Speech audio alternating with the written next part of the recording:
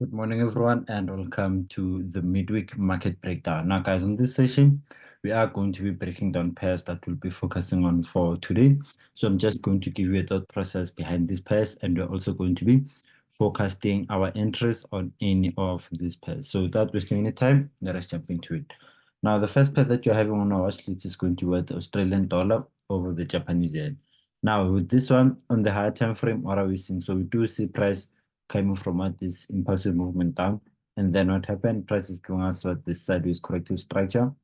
So as you can see, as we use our trend lines to outline it, we can see that price is giving us what this continuation pattern that formed a breakout. So overall, this is having what a high probability of continuing that momentum to the downside up until the 90% roll.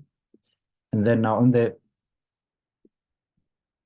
lower time frame, so what are we seeing on the lower time frame? So we do see price giving us what this was what the first entry that was presented. So I did send this one on the group. So this one did move down and then price took us out somewhere around here for some small profits. But we can see that price did give us what another second opportunity. This one took us out for a break even. And now currently we can see that price is giving us what this as another entry on this pair. So this is how we might be executing an entry on this one. Entry on the breakout, stop loss above it, and I'll take profit all the way to the downside. So this is how we are looking at that AUD over the Japanese yen. Now, the next pair that we're having on our list is going to be the New Zealand dollar over the Japanese yen. So this one, on the high time frame,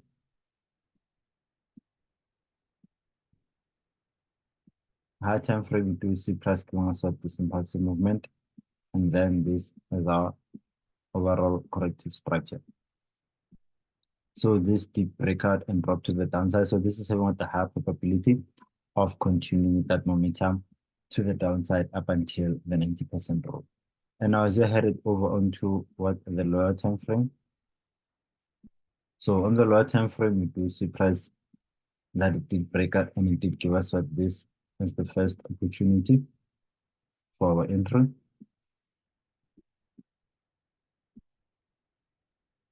As you can see, this was what the second one. This was the third one.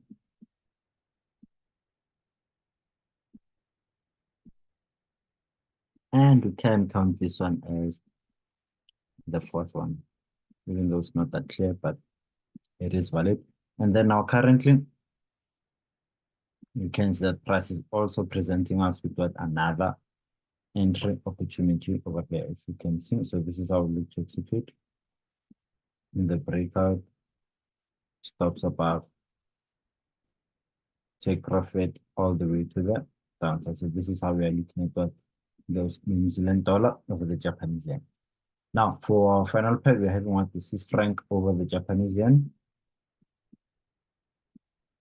So, this one on the high time frame, we do see once again a similar type of movement, but we're having this impulsive movement.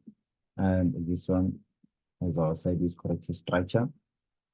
Price did form a breakout, confirming that this is having what the higher probability of impulsing all the way to the downside, at least up until the 90% roll. And now coming on to our entry time frame, we do see that price, when we start by aligning this trend line. So over here, we do see that price is giving us what this is possibly our first entry. As you can see over here, this would have been not the first entry. And then over here, this would have been not the second entry. As you can see over there.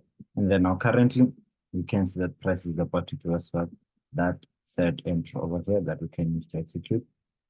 So this is how we need to enter this one. Enter on the breakout and stops above the structure and take profit all the way to the downside. So this is how we are looking at the Swiss franc over the Japanese yen. But guys, something important to remember, guys, as you can see from this watch list, the most common pair on this one is the Japanese yen, meaning what we cannot execute all three at the same time. We can execute one and only add another pair once the first one isn't break even. So that's the only advice that I can give you when you're having what a common pair like the Japanese yen on your watch list. But yeah, guys, that is it from me. So I'm going to update you on the development on this pair throughout the day. But for now, this is the end, guys, and I'll see you next time.